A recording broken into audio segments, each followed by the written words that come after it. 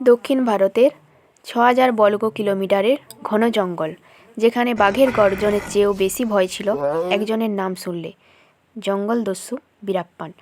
সরকার তাকে ধরার জন্য খরচ করেছিল ১০০ কোটিরও বেশি টাকা। মোতায়েন করা হয়েছিল কয়েক হাজার সৈন্য, কিন্তু টানা ৩০ বছর সে ছিল ধরাছোঁয়ার বাইরে। সে কি কেবল একজন চন্দন কাঠ চোর ছিল, নাকি কোনো এক গভীর ষড়যন্ত্রের নায়ক? চলুন আজ ফিরে দেখি জঙ্গল সম্রাট বীরাপ্পানের রক্তে ভেজা ইতিহাস। নমস্কার, আমি সুকন্যা আছি তোমাদের সঙ্গে।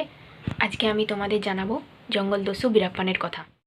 ১৯৫২ সালে তামিলনাড়ুর মায়াবরম গ্রামে এক দরিদ্র পরিবারে জন্ম নেয় কুজা মুনিস্বামী বীরাপ্পান।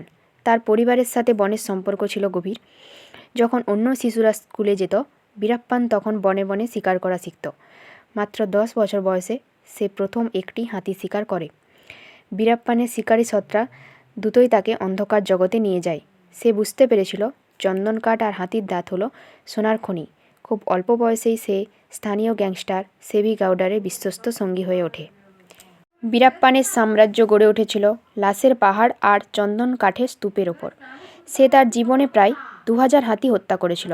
বলা হয় তার কাছে এত পরিমাণ হাতির দাঁত ছিল যে তার বাজার মূল্য কয়েক কোটি টাকা। প্রায় ১০,০০০ টন চন্দন কাঠ পাচারের অভিযোগ ছিল তার বিরুদ্ধে। কর্ণাটক আর তামিলনাড়ুর বর্ডার এলাকায় তার হুকুম ছাড়া একটা পাতাও নড়ত না।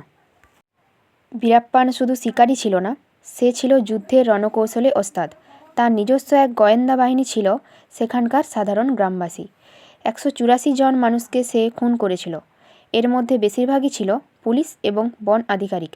সে পুলিশের গতিবিধি জানতে পারত আগেই, আর পাহাড়ি গিরিপথে ডিনামাইট দিয়ে উড়িয়ে দিত পুলিশের গাড়ি।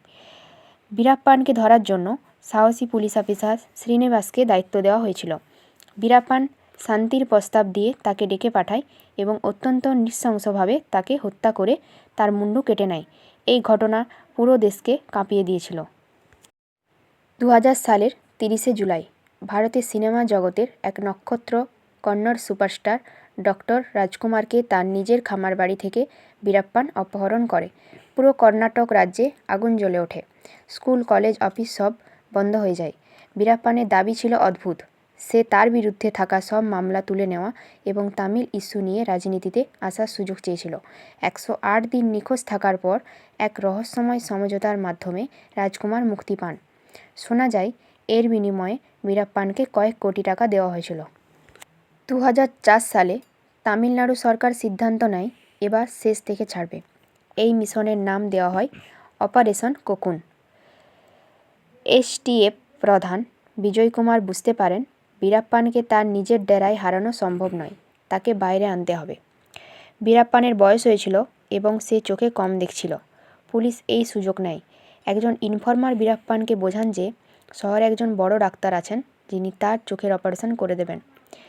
সেই অন্তিম রাত ১৮ই অক্টোবর ২০০৪ নীল রঙের একটি অ্যাম্বুলেন্সে করে বীরাপ্পান জঙ্গল থেকে বের হয়। সে জানত না চালক স্বয়ং একজন ছদ্মবেশী পুলিশ। ধরমপুরীর নির্জন রাস্তায় অ্যাম্বুলেন্স থামিয়ে পুলিশ চারিদিক থেকে ঘিরে ফেলে।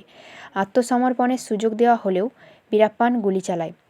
পাল্টা গুলিতে ঝাঁঝরা হয়ে যায় বীরাপ্পানের বুক। ৩০ বছরের তাসের রাজত্ব শেষ হয় মাত্র ২০ মিনিটে। বীরাপ্পান মারা গেছে ঠিকই, কিন্তু রেখে গেছে এক বিতর্কিত ইতিহাস।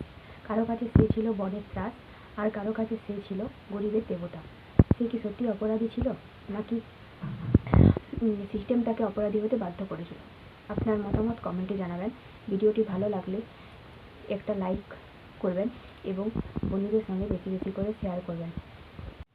আরও এরকম ভিডিও পেতে আমাদের ইউটিউব চ্যানেলটি সাবস্ক্রাইব করবেন এবং আমাদের ফেসবুক পেজটি ফলো করবেন। ধন্যবাদ।